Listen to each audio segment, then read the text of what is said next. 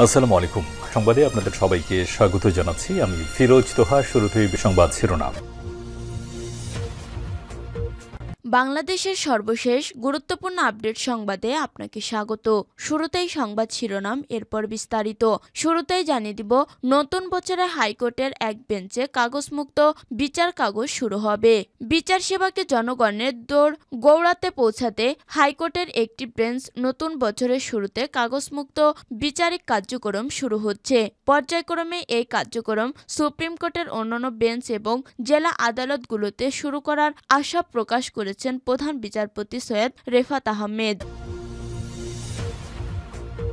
এরপর জানিয়ে দিব, বছরের পর বছর বই উৎসবের নামে অর্থ অপচয় হয়েছে, বললেন এনসিটিবি চেয়ারম্যান। বছরের পর বছর বই উৎসবের নামে অর্থ অপচয় হয়েছে বলে মন্তব্য করেছেন জাতীয় শিক্ষাক্রম ও পাঠ্যপুস্তক বোর্ডের এনসিটিবি চেয়ারম্যান অধ্যাপক ডক্টর একেএম রিয়াজুল হাসান। বুধবার 1 জানুয়ারি শিক্ষা মন্ত্রণালয়ে এক অনুষ্ঠানে তিনি এই মন্তব্য করেন। এদিকে নববর্ষ উদযাপনে গিয়ে মোবাইল দেখতে দেখতে 3 তলার ছাদ থেকে নিচে পড়ে ইশতিয়াক। নাটোরের বড়াইগ্রাম উপজেলা বন্ধুদের সঙ্গে 31st নাইট উদযাপন করতে গিয়ে ভবনের ছাদ থেকে পড়ে এক কিশোরের মৃত্যু হয়েছে। মঙ্গলবার 31 ডিসেম্বর দিবাগত রাত 12:30টার দিকে উপজেলার বনপাড়া পৌর শহরের কালিকাপুর এলাকায় এই ঘটনা ঘটে। এদিকে রূপগঞ্জে সড়ক দুর্ঘটনায় 3 জন নিহত। নারায়ণগঞ্জে রূপগঞ্জে পৃথক সড়ক দুর্ঘটনায় 3 জন নিহত হয়েছেন। এরপর জানিয়ে দিব, নতুন প্রজন্মের দিকে তাকিয়ে দেশ। বিএনপির জাতীয় স্থায়ী কমিটির সদস্য ডক্টর আব্দুল মঈন খান বলেছেন, এই দেশ নতুন প্রজন্মের দেশ। আমরা নতুন প্রজন্মের দিকে তাকিয়ে আছি। তারা বাংলাদেশের ভবিষ্যতে নেতৃত্ব গ্রহণ করবে, লেখাপড়া শেষ করে দেশ পরিচালনার দায়িত্ব নেবে। যারা এখনো পড়াশোনা শেষ করেননি তারা ক্যাম্পাসে ফিরে যাবে, দেশ পরিচালনার গুরু দায়িত্বের জন্য প্রস্তুতি নেবে। তারা জনগণের ভোটের অধিকার ন্যায় বিচার প্রতিষ্ঠা করবে। এবং সর্বশেষ জানিয়ে দিব, ভারতে হোটেল থেকে একই পরিবারের 5 জনের লাশ উদ্ধার।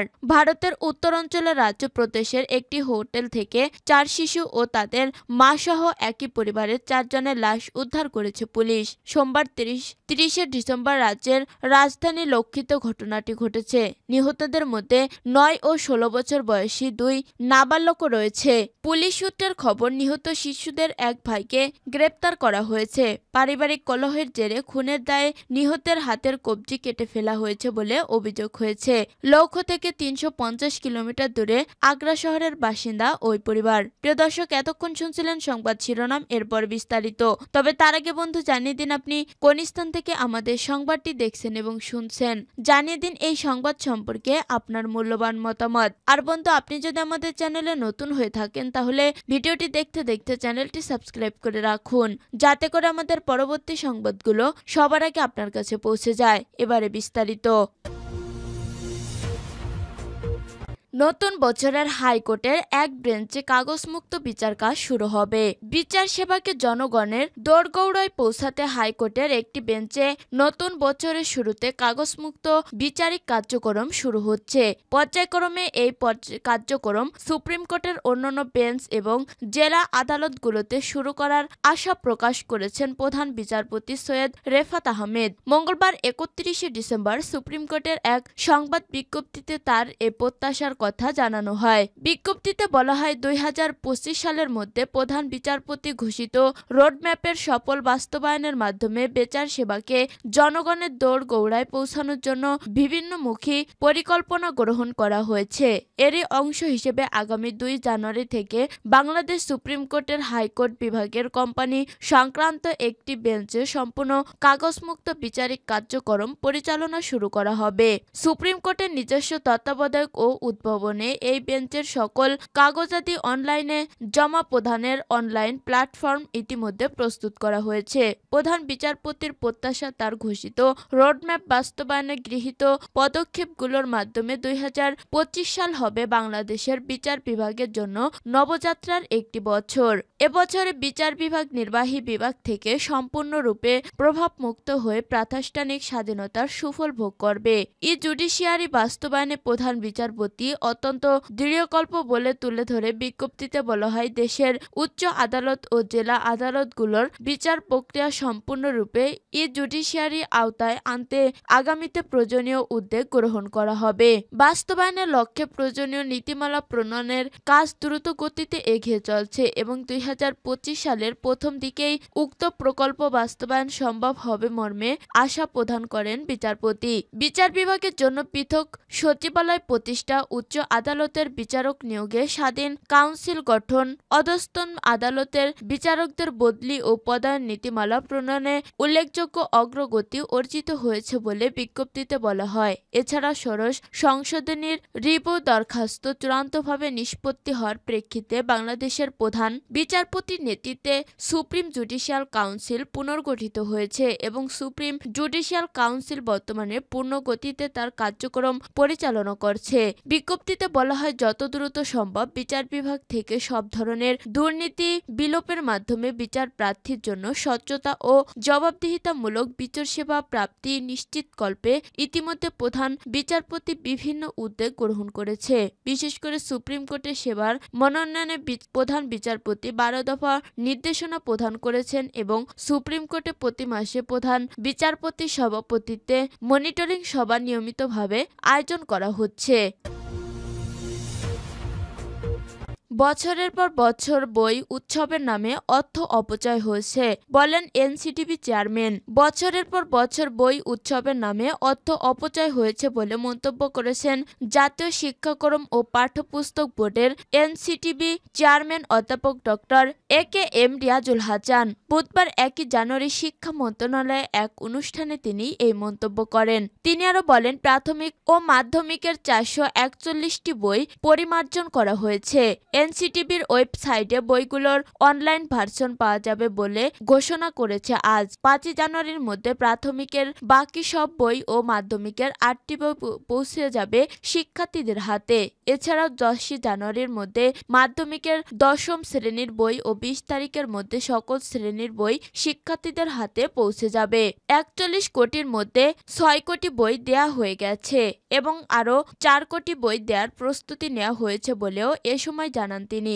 একই অনুষ্ঠানে শিক্ষা উপদেষ্টা অধ্যাপক ওহিদুদ্দিন মাহমুদ ঠিক সময়ে বই দিতে না পারায় দুঃখ প্রকাশ করে বলেন, নতুন বছরের প্রথম দিনে সারা দেশে সব শিক্ষার্থীর হাতে নতুন বই তুলে দিতে না পেরে শিক্ষার্থী ও অভিভাবকদের কাছে আমরা আন্তরিক দুঃখিত।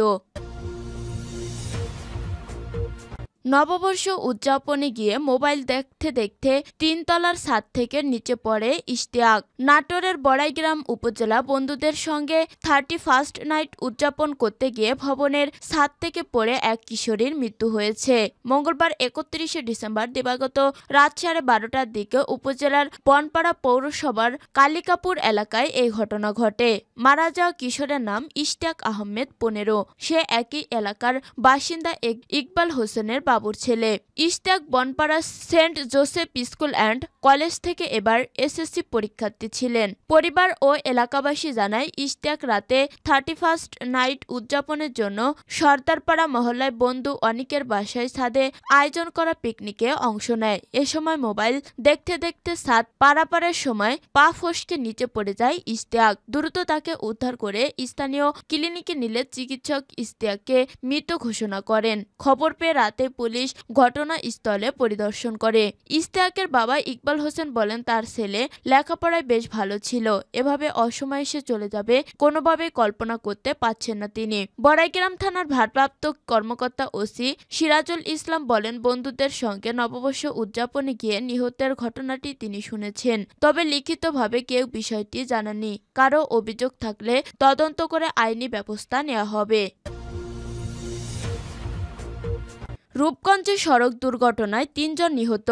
নারায়ণগঞ্জের রূপগঞ্জে পৃথক সড়ক দুর্ঘটনায় 3 জন নিহত হয়েছেন। এ সময় আহত হয়েছেন আরও 5 জন। নিহতরা হলেন হাটাবো আতলাসপুর এলাকার মৃত ফালান দাসের ছেলে রামদাস 70, একই এলাকার মৃত গোলাম রহমানের ছেলে ইবাদুল্লাহ 70, এ নতুন বাজার এলাকা হৃদয় 27। বুধবার 1 জানুয়ারি সকালে উপজেলার ভুলতা ইউনিয়নের হাটাবো জেলেপাড়া এলাকায় রূপসী কাঞ্চন সড়কে এ দুর্ঘটনা ঘটে।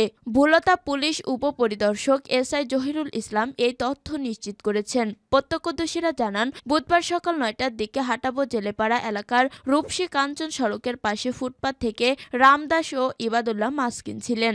এ সময় দ্রুত গতিতে একটি প্রাইভেট কার নিয়ন্ত্রণ হারিয়ে ফুটপাতে উঠে গেলে ঘটনাস্থলেই নিহত হন রামদাস ও ইবাদুল্লাহ। এ সময় আবু তাহের, রাদামন ও সর্বস্বর নামের আরও ৩ পথচারী আহত হন। তাদেরকে গুরুতর আহত অবস্থায় উদ্ধার করে ঢামেক হাসপাতালে নেওয়া হয়েছে। এছাড়া বুধবার ভোরে রাজধানী ঢাকার নতুন বাজার এলাকা থেকে মোটরসাইকেলে করে হৃদয়, মুন্না ও শান্ত নামে ৩ যুবক খেজুরের রস খেতে রূপগঞ্জে আসেন। সকাল ৭টার দিকে খেজুরের রস পান করে ঢাকায় ফেরার পথে জেলেপাড়া এলাকার বিপরীত দিক থেকে আসা দ্রুতগতির একটি ইটবাহী ট্রলির সঙ্গে তাদের মোটরসাইকেলের মুখোমুখি সংঘর্ষ হয়। এতে ঘটনাস্থলে নিহত হন হৃদয়, আর গুরুতর আহত মুন্না ও শান্তকে উদ্ধার করে ঢামেক হাসপাতালে নেওয়া হয়েছে। ভুলতাফাড়ির এসআই বলেন, পৃথক সড়ক দুর্ঘটনায় ৩ জন নিহত হয়েছেন। প্রাইভেট কার চালক ও ট্রলি চালককে আটক করা হয়েছে। দুটি ঘটনায় আইনি ব্যবস্থা নেওয়া হচ্ছে।